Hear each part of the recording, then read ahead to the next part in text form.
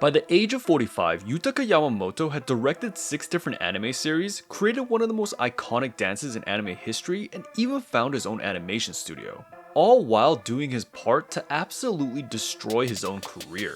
In his nearly 16-year career, Yamamoto has burned bridges, called some of his fans mentally disabled, whitewashed Japanese war crimes, and has threatened to retire multiple times if his projects failed, and they did fail, but he just ended up coming back.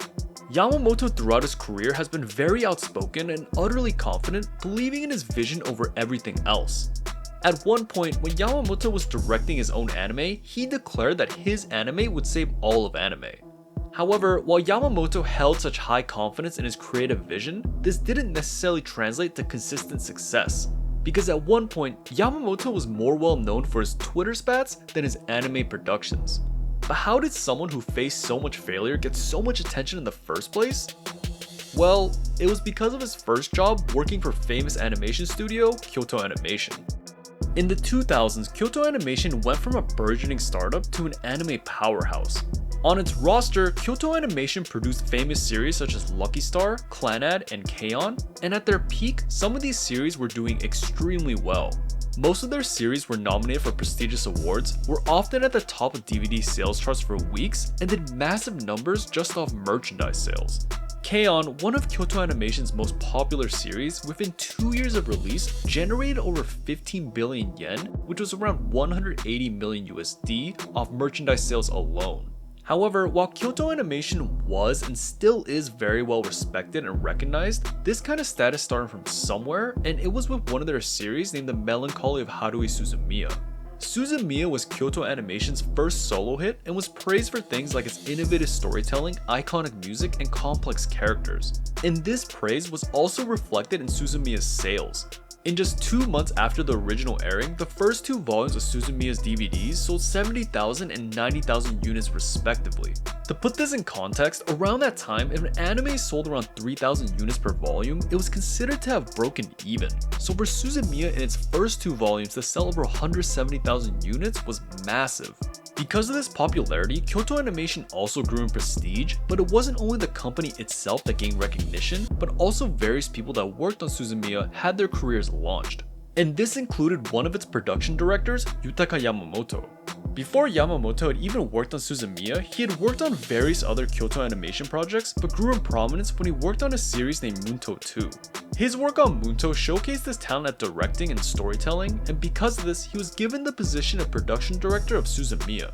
During his time as production director, he not only aided in the creation and directing of certain episodes, but possibly the thing that he became most known for was the ending sequence of Suzumiya, Hare Hare Yukai.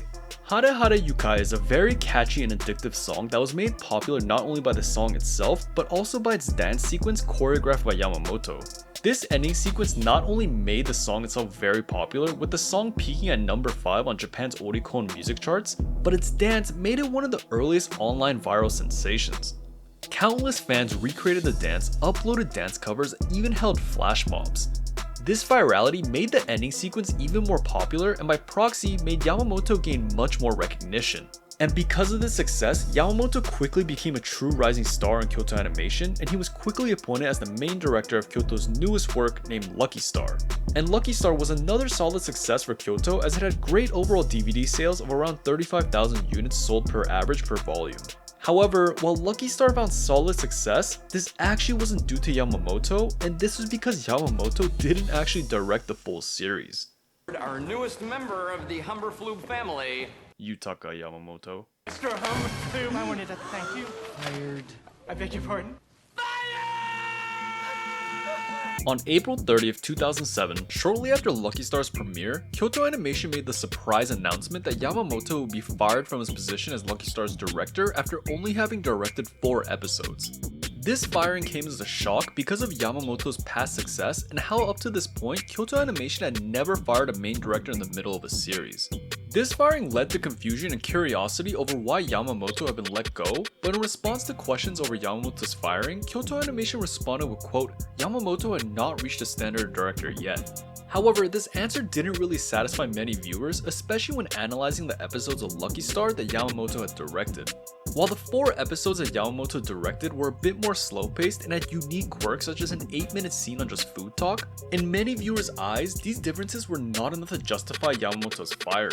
Because of this, people started to speculate that Yamamoto had just been very difficult to work with and had to have been doing things like creating an uncomfortable work environment or being verbally abusive. However, while many people speculated why Yamamoto had been fired, he never went into full detail about this incident, only saying that he had tried his best to get his directing job back. However, while Yamamoto was very tight-lipped about the situation, for situations in the future, he was nowhere near as quiet. In 2007, after Yamamoto was fired from Kyoto Animation, he went and found a new animation company named Ordet. Under Ordet, Yamamoto was able to finally fulfill his dream of directing a full series, and the name of this series was Kanagi Crazy Shrine Maidens. Kanagi ended up doing decently well, with the series selling moderately well on DVD and Blu-ray, and fans enjoying its humor and clean animation. And Kanagi's success must have emboldened Yamamoto, because during his next project, he took a small jab at Kyoto Animation. After Kanagi, Yamamoto went to work on a 90-second short film that was supposed to be the opening for an anime that Kyoto Animation was producing. However, because of unforeseen circumstances, the anime was cancelled and the short was never fully finished. In reaction to the short's cancellation, Yamamoto made a personal blog post where he stated that the short had been a way to quote avenge himself, and many people saw this statement as a reference to his firing from Kyoto Animation. This was the first time that Yamamoto really had said a somewhat aggressive statement about his firing. However, his statement wasn't even that aggressive, and this was especially true when compared to when he started to promote his new series, Fractal. Am I seeing things? It's a girl. Fractal was a joint project between Ordet and A1 Pictures that Yamamoto took an interesting approach to promoting. While promoting Fractal, Yamamoto in various interviews not only talked about Fractal, but the state of the anime industry as a whole. Yamamoto would go into various rants expressing his concern over the anime industry and its over-reliance on formulaic tropes, over-appealing to otakus, and overuse of moe elements. Yamamoto truly believed that these trends suppressed creativity and led to poor working conditions for animators, which in turn led to lack of interest in anime domestically, leading to outsourcing work to inferior Chinese and Korean studios.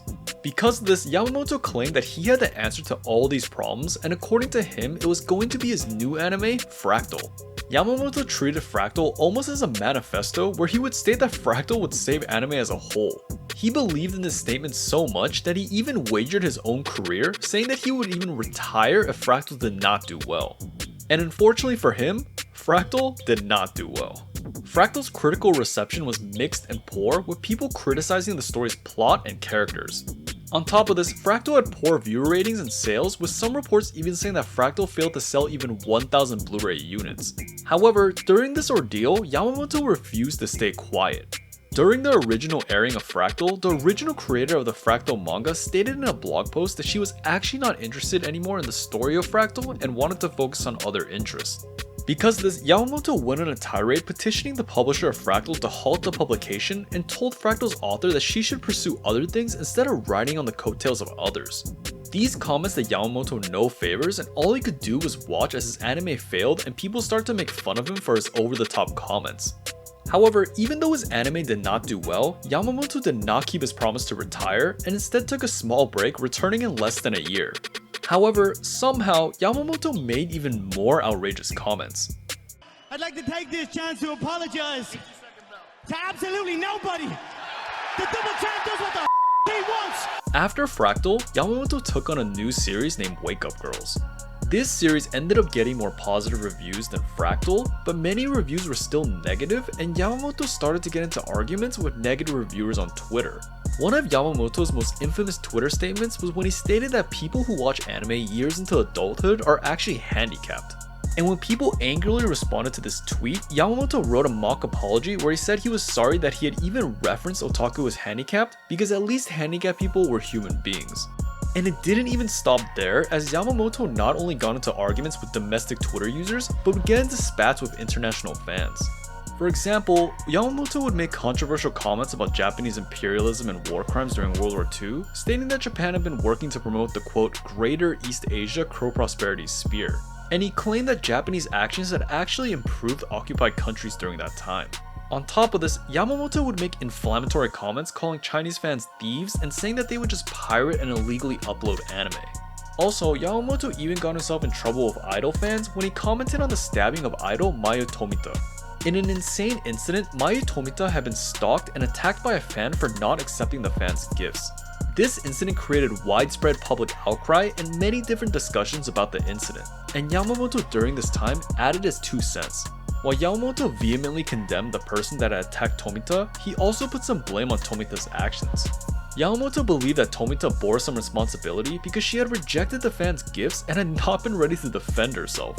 These various statements and his constant arguments to no surprise resulted in his Twitter account being suspended multiple times. And because of his constant tirades on Twitter and crazy blog posts, he started to become more synonymous with his rants rather than the anime that he directed. And as a final straw, in 2019 when Yamamoto crowdfunded an anime series named Hakubo, it had very mixed reviews and did not do commercially well. Yamamoto, with all his comments about how horrid the state of anime was, could not save anime himself, and after the failure of Hakubo had to file for bankruptcy and stated he was retiring from anime production for good. And unlike his other retirement announcements, this one might actually be true because to this day, Yamamoto has not returned.